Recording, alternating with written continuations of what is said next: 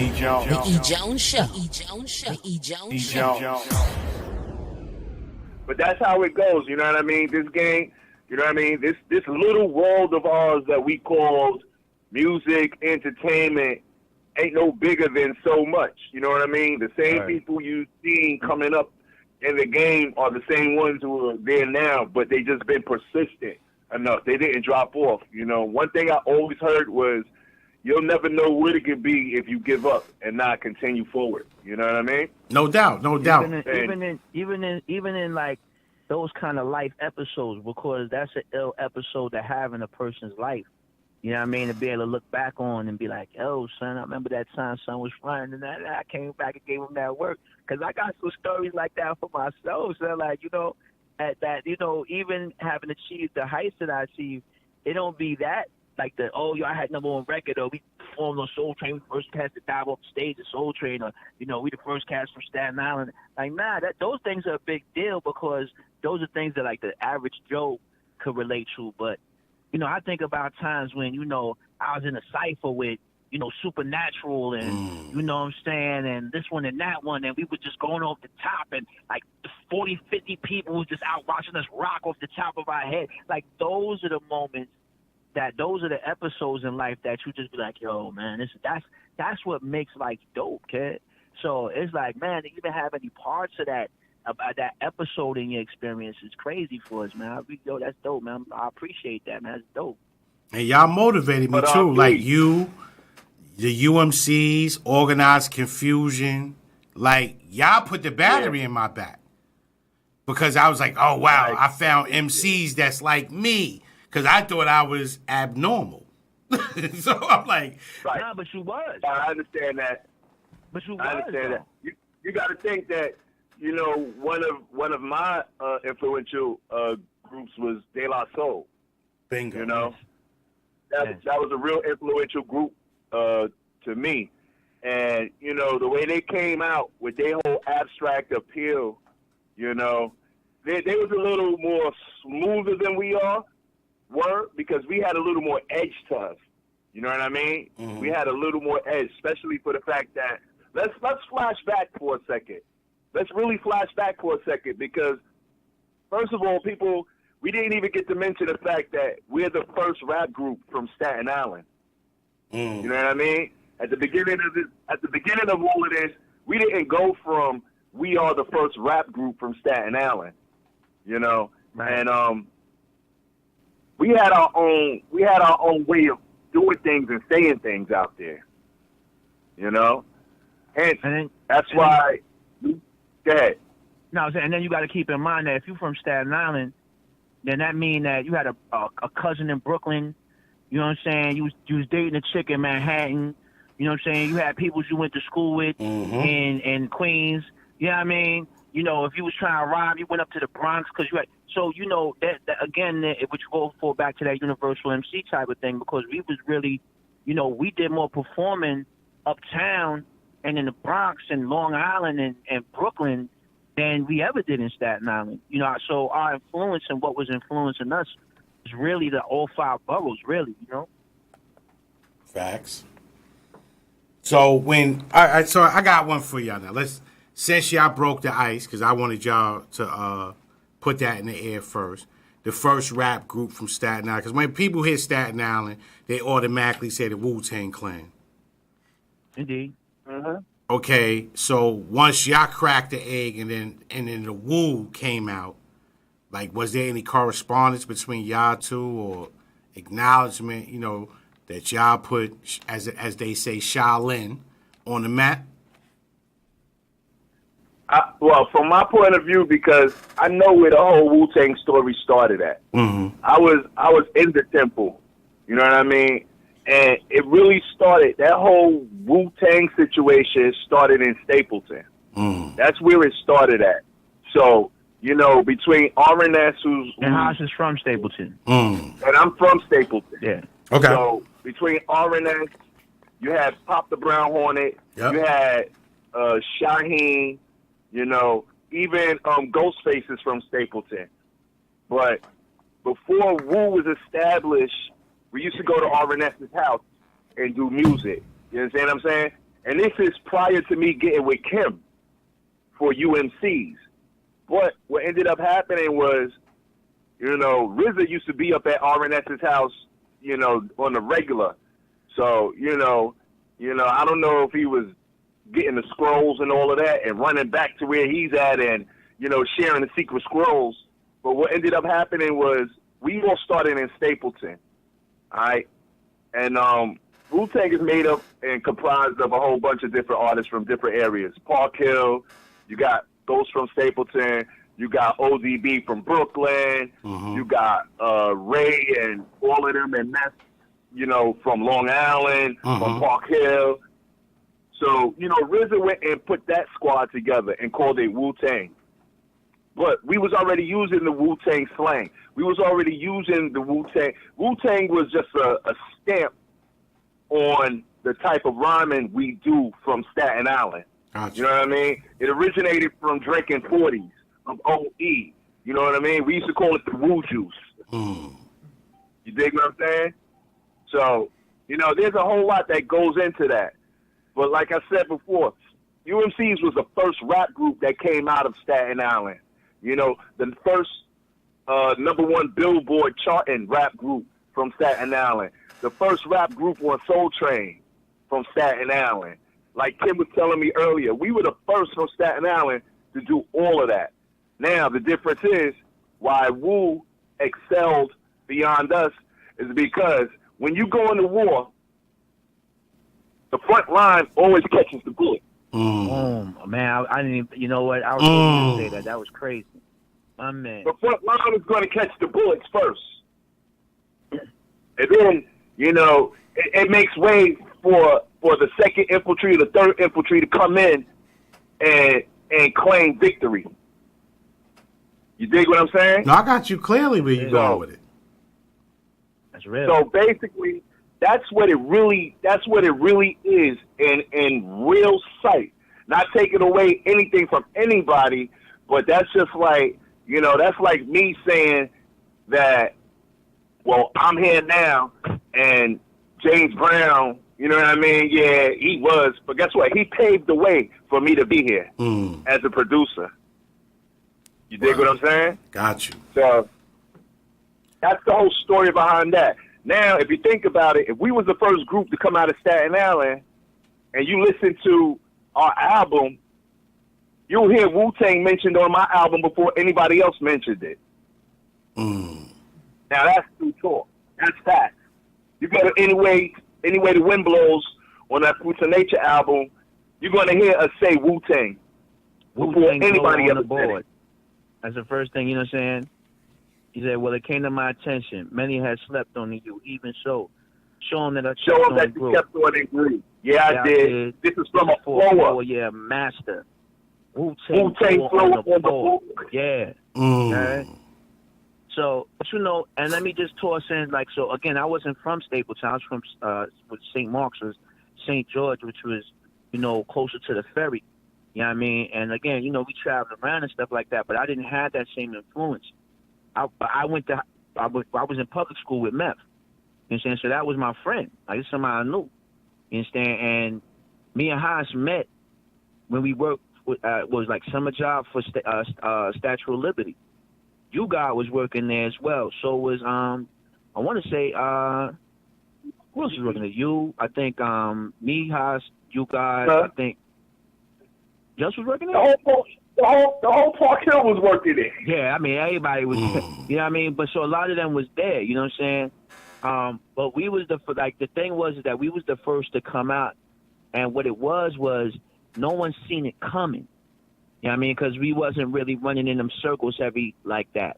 So it was kind of a, you know, people got, you know, if you was hungry, you know, and cats is like, you know, back in the day, I might have begrudged them for it a little bit because what they did was, you know, when they come up, they kind of threw shade on us a little bit, like, you know, yeah, you know, Wu-Tang, like, you know, like they kind of, I don't know that they did it, but, you know, fans, because fans always take it too far, you know what I'm saying? Misconstrue everything, so, like, yeah, they take it to where it might not have been.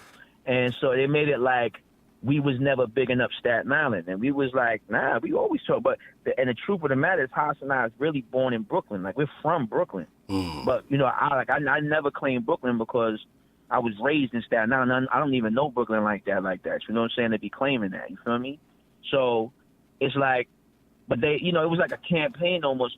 But I understand in retrospect that, you know, cats was hungry and they was wolves, kid. Like, they was trying to get their thing. So, you know, they did what they had to do. And I'm going to tell you what, they did an amazing job, man. Like, these dudes did an amazing job. They're an iconic group that did that, you know, that I'm not built like that to be fronting on what's dope. And dope is dope. You know what I'm saying? Them cats is dope, man. They got busy. I mean, they don't want to, I'm going to tell you this, though, that you notice they ain't never been no UMC Wu-Tang songs. And it ain't because we ain't with it. Just believe that. You will find out who's really dope at that point. With all that being said, you know what I'm saying, I got mad love and respect for them brothers. You know, I'm proud of them brothers, man, because, you know, that's what we should. We should be proud of each other when we make it. We should be proud of what we do and how far we get in the world and in the industry where, you know, every time a black man got in this industry and got jerked. And these brothers redefined how to engage the industry, and they came in with power. And I have to respect that, man. And I'm proud of them brothers, man. And that's what we on record with, being happy and proud that them brothers did what they did. And it's also not taken away from what we achieved as the UMCs being the first to do what we done. All right, so I'm gonna ask the burning. There's a lot more that goes. There's a lot more that goes with that build. You know what I mean? And yeah. It all comes out. It all comes out in time. Like, you know, perfect example. Since I became a producer, you know what I mean. A lot of people don't know I was behind a lot of the records. I was gonna get on that. But I'm gonna let you go now. Let it go. Just give me one hit to that, because you did some work for one of my favorite female MCs, and I think the world needs to hear this. That you female. It said basically it says the Lil Kim joint featuring 50 Cent, Magic Stick. Oh man. Oh, so you go into my metamorphosis as Fantom from UMC. We could jump back and forth where we want, but now jumping ahead because we flashing back. We flashing back and forth. Okay. So me is Haas G. You know what I mean? UMCs is UMCs. We did our thing. You know, we popped. We had our hits and whatnot. So now, you know, sometimes you got to just, you know, step aside and figure out how to reinvent yourself a little bit more. You know what I mean? And do something different. All right. So we pulled away from the rhyming part.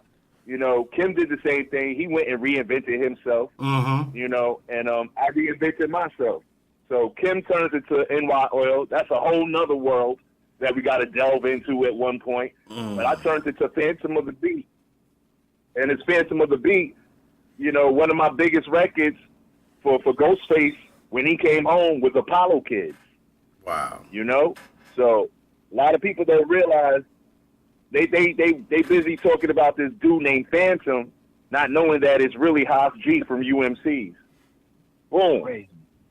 You go from there, and then I do another record called Magic Stick for 50 Lil Kim, produced by Fantom of the Beat. You know what I mean? And people still don't get it. They still can't put two and two together and say, oh, that's the dude, that's the kid from UMC's, Haas G. You dig what I'm saying? No doubt. So this is part of the cycle. And that's why I say there's a whole lot to this story. It'll take more than an hour. We could do a whole. Now we got to do a part two. Now we got to do a part. We got to do a part two. But now let me throw something in there just to tap into the science of what he just kind of. And I'm gonna tell you honestly, as you said it, something just hit me. So this right now, this is a new thought for everybody right now. So check this out. So keep in mind that, you know, once Wu-Tang came out, and it was almost like and at that same time, you had like the Hit Squad and, you know, Eric Sherman and all of them coming with the, like, you know, the real hardcore, back to the hardcore, like, and then, you know, they kind of, and then the Source and all of them kind of fell in line with that, And so everybody was kind of talking like, no happy rap. Remember that whole happy rap thing where it was calling anybody smiled or anything like that? Yeah. We was catching that backlash. You feel me? Yeah, we was getting smothered out for that. Yeah, so we was getting into that. We was getting caught up into that wave. And so what ends up happening is, as a result, and I'm bypassing the second album at this point. Because that's a whole nother bill. And it's crazy interesting for anybody that's like that's really familiar with it. But what it is though, there was a point where I think for both of us, we wanted to, to avoid almost disassociate ourselves with what we had done because we felt like cats wouldn't take us serious. And it's evidenced in the fact that Haas would call himself Fantom of the beat. You know what I'm saying? And then he even had, at that time, when you first was doing that, you had like a mask thing that you was rocking almost like you was wearing like your joint where you was concealing your look. You remember that? Yeah, the side face. Yeah, the side face. I was following the whole concept of the Phantom of the Opera. Of Phantom of the Opera. And it wasn't that similar to from the guard from Long Island, MF Doom. MF Doom? Yeah. Bomb. MF Doom.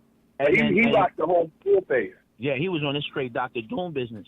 But see, when I reinvented myself in the NYOIL, those that know the character, that know that version of me, know that I never was showing my face. I would never show myself. I would always conceal who I was. It wasn't until years into being NYOIL that I let people know that I was who I was, because I didn't want people to not take me serious about what I was building on as NYOIL.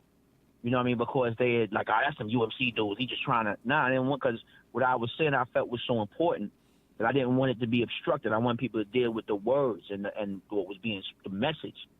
So it's the same still as the how, production.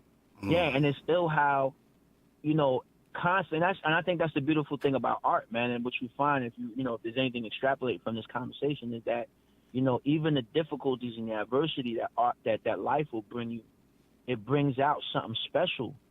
Even, what I'm saying? Like hip hop is a result of them cutting the Upward Bound programs in New York, where you couldn't remember Upward Bound when you used to be able to go and they had the music programs that cats would go to. My brother's being like everybody had a band back in New York in like 70s and early 80s. Mm-hmm. You know what I mean? And then they cut that program, and that's when like DJ and all that stuff looked like hip hop took hold because cats were creative, but they ain't had no outlet for it.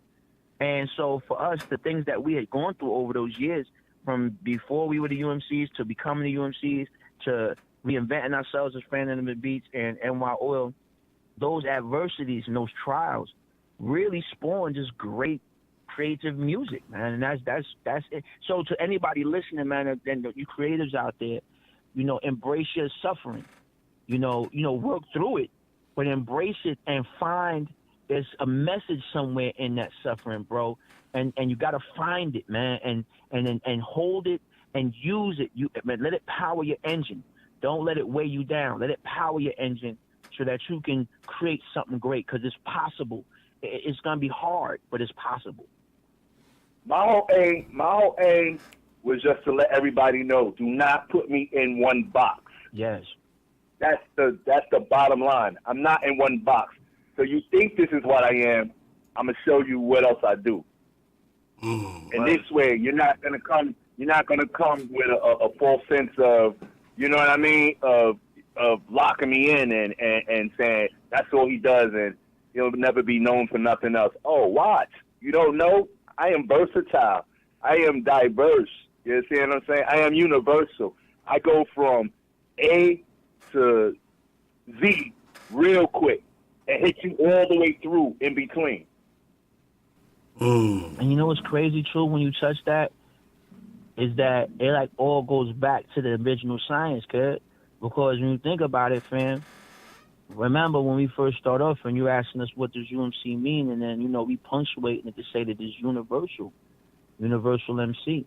And if you look at the career arc of our experience, it shows that we just constantly show and prove that, we are universal MCs. And then when you look at what we've achieved or the things that we've done as artists over the years, it gives you an ill context to the music that you were first hearing. Like when you listen to, all right, let's say, like, because we didn't get in the blue, When to Grow On, Because the One to Grow On is where we start making knowledge be born, for real, for real. You know what I'm saying? If you listen to One to Grow On, at first, it's like, all right, yeah, that's cool. You know what I'm saying? If you listen to the context of We Happy rappers, then it is whatever it is to you. You know, it's a cute beat, whatever. But then when you start realizing that, yo, this dude's fan of the beat, listen to the music he's made, and then you start really getting into that thing, and you start hearing the progressions and the keys and everything that's going on in there, and the layering and the samples and the drums. You start hearing the genius. Like, yo, this dude was, wait a minute, hold on, this dude was before his time.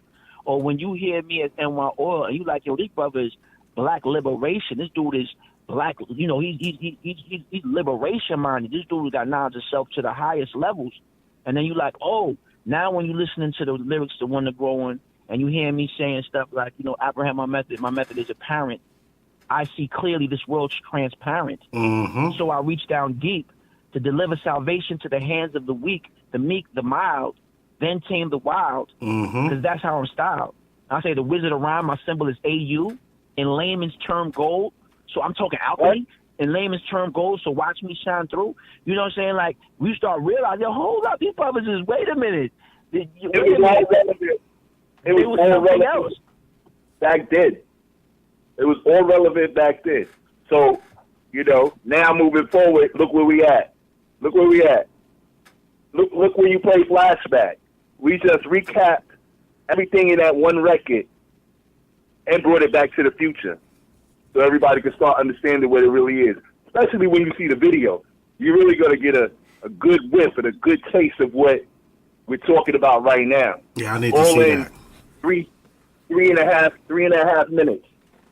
I need to see that. I mean, and then look at and then you listen to the song Flashback, right? Listen to the lyrics, like listen to what's being said. Like, yo, we sciencing it. Well, first off, wait, let's start here. You know what I mean? You know, because, you know, we generally are not the cast that's like, you know, trying to like convince cats that we dope. Like, that's not what it is. You know what I'm saying? It's like, yo, you either get it or you don't kind of thing. You know, it's exclusive, really. Like, UMC is, you know, you got to just be dope like that to get us. You know what I'm saying? Like, it's not, we ain't going to sit up there and try to sell you on it. But one thing I will say is this, all right? I got to toot my own horn right here. Son, all these cats are supposed to be dope back then. Everybody be told, it's my top 5, these are the top groups right now. Son, you hear they new music? They're not seeing UMC's, kid. They sure they ain't sharp. They're not seeing. They not. Who? All these cats come back. They little 1-2-1-2. They're not seeing us, son. They're not seeing us, son. We sharp like we be better than we was then. You understand? Like, we not trying to sound like we 15. You know what I'm saying? And if you do hear us get on the track and better. If we do that, it be gonna still sound crazy sharp. Yo, because we factually dope, son.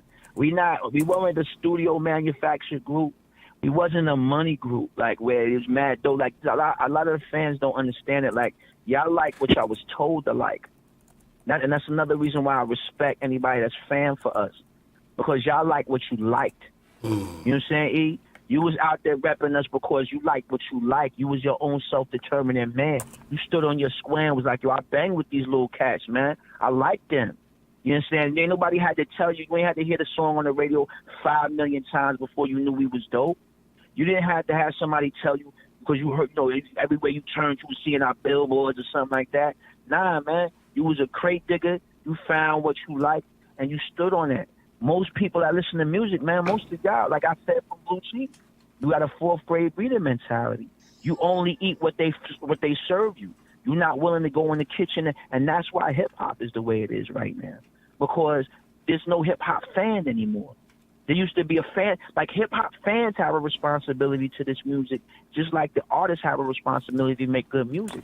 But if hip-hop fans is not doing the job of a true hip-hop fan, like, remember how we used to be up all night waiting for Mr. Magic and Molly Moore, Special K, Teddy Ted, the Awesome Tool, you know what I'm saying, Wild Man Steve, you understand? You know, all these cats, you know, so Red Alert.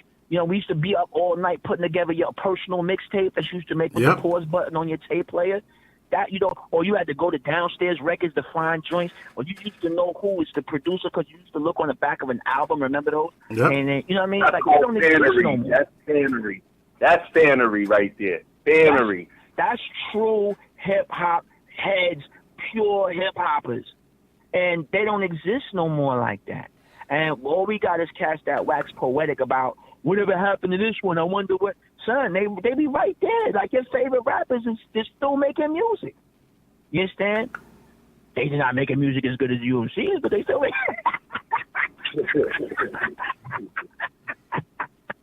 They still making music though. Wow. Yo, go ahead, E, man. I know you got a lot to say. I know we drowning you. I know we drowning it in. Nah. I'm good because the whole thing was to get y'all on so y'all could tell your story.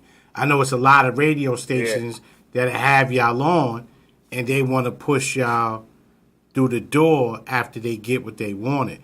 In 10 minutes, right? In 10 minutes. My goal is to get you guys to talk and tell your story, which I did. I did a damn good job of letting y'all tell your story because not only did I want to hear it, but I know the listeners want to hear it. And to be funny and honest with y'all, I wrote my first rhyme to Blue Cheese.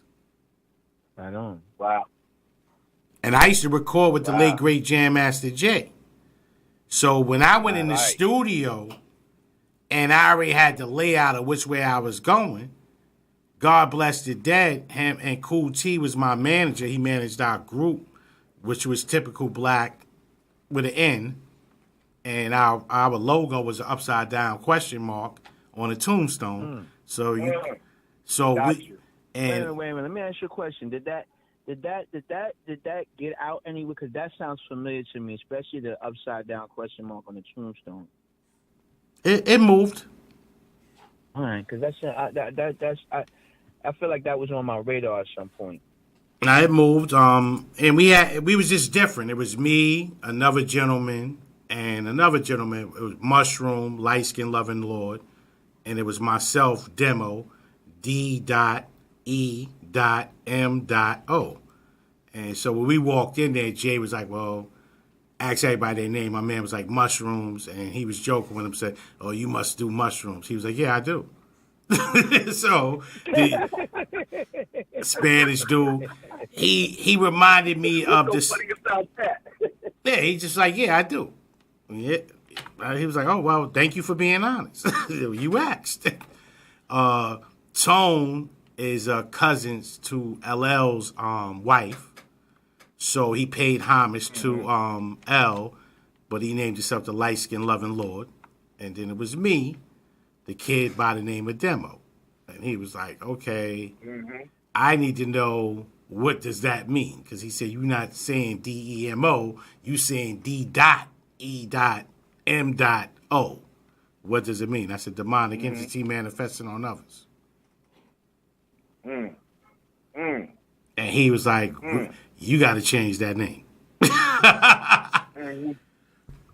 So I know he ain't like the D. Nah, yo, can I say something? Let me tell you something. You know what's ill is I found a lot of cats that bang with us, right, in the early ons, were like the first cats to really touch into what they was calling horrorcore for a minute, or really touching into like the alchemy, the mysticism, touching into, otherworldly elements, spiritual stuff, you know what I mean, and even to their darker side. I wonder why that is. It's like that's another thing and that's what made me ask you about early on, because that's interesting to me, fam. Because I know a few cats that over the years that I've met, and they would tell me about like what they would end up doing musically, and it would be very similar stories. Paul, like, yo, I was saying, I was calling myself, I was Hangman, I was like, I was 7 pentagrams, Well, you gotta understand, because the universe is vast. Like, the universe isn't just, we're not just boundary to our earthly, situations. Yeah, but what did we say that spark? Like, I'm trying to figure out about what about us help make that manifest in them, though. You know what I'm saying, Hans? No, it did manifest in them, but not only by way of us. Right. That was almost just the whole tribe coming out and speaking forth at the same time. Indeed. Okay. You understand what I'm saying? Yeah. Like, that was the movement. That was the understanding at that particular time. People started figuring things out. That's just like now, you know what the movement is, right? LGBT. Now everybody want to speak out and really show forth who they, you know what I'm saying? Who they are. You know what I mean? Without, they don't want to be penalized. They don't want to be pressured. But that's a group arising. And we was part of that group that was arising back then. You know what I'm saying? So, of course, everybody is enlightened. Everybody knows, it ain't a matter of just talking about 40s and blunts. You know, we got to talk about some realistic shit that motherfucker. Ooh, pardon me. Damn. Go ahead. You fall apart. You fall apart. FCC, oh man. We caught it. We caught it in time. I apologize. No, don't worry about it. We caught it. So that's that point where there was an uprising. You understand what I'm saying? You know how that goes over. There's always an uprising over time where, this particular group is going to start shining. They're going to start expressing themselves, and people are going to have to start listening. And that's what that whole thing was all about. You know what I'm saying?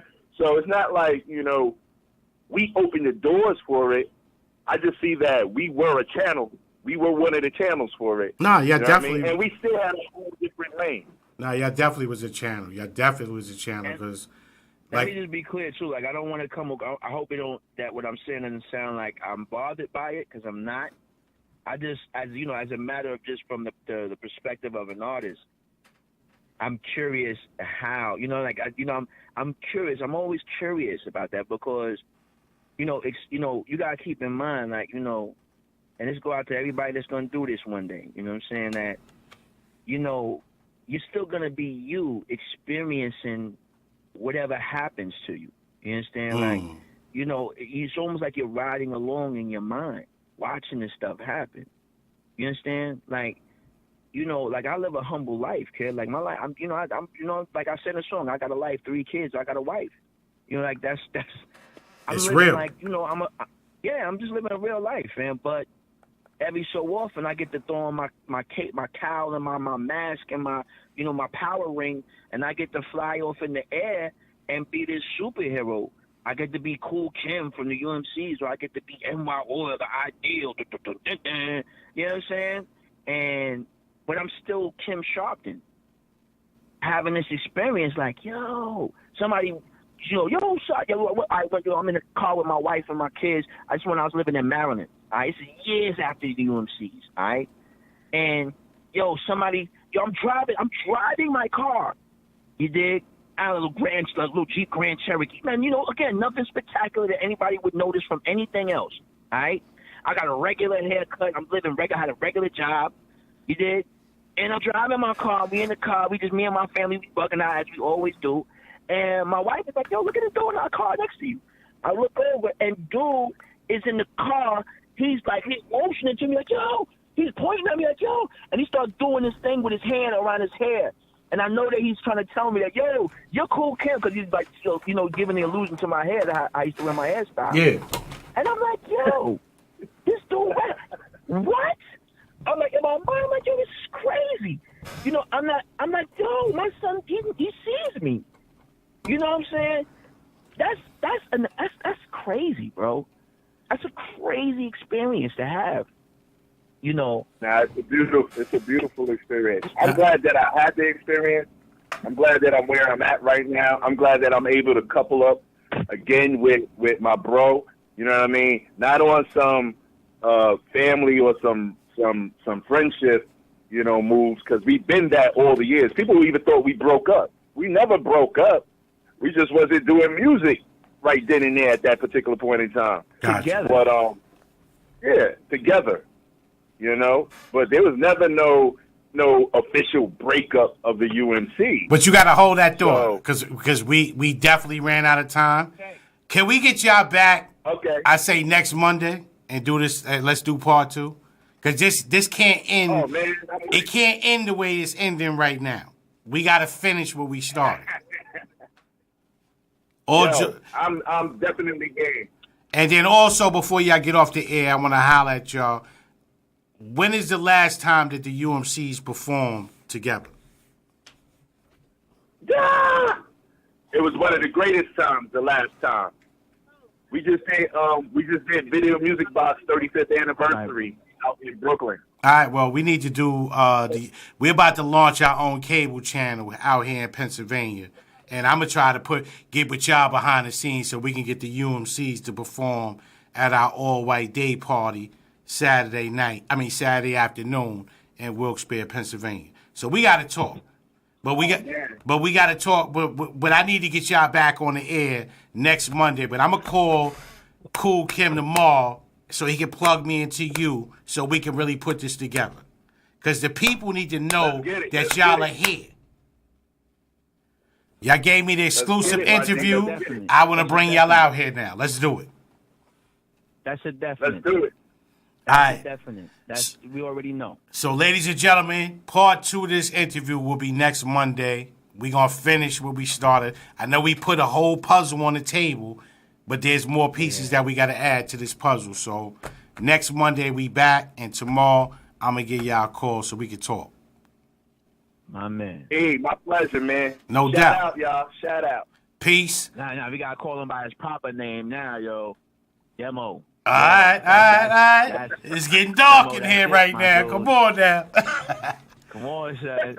Yo, the next joint, we want to have to hear some lyrics, too, son. You want to have to crack open the round book, and you got to regale us with some words, all right? Now, let's exchange. Let's do it together. Without question. Let's exchange. We're going to analyze. Like, we're not even going to just be, now we're going to analyze because that's where it gets deep. All right, then that's what I want to do. As long as we can analyze what we're about to say to each other, then that works for me. I love it. Yes. All right. Y'all be good, man. Peace. Hey. UMC's legendary. You heard? Wow. Peace. Ladies and gentlemen, that was the UMC's part 2 to that interview. Will be next Monday. It was ill. Y'all learned a lot. This was Staten Island's first rap group. Everybody's like, it's the Woo. It's not the Woo. I knew it wasn't the Woo.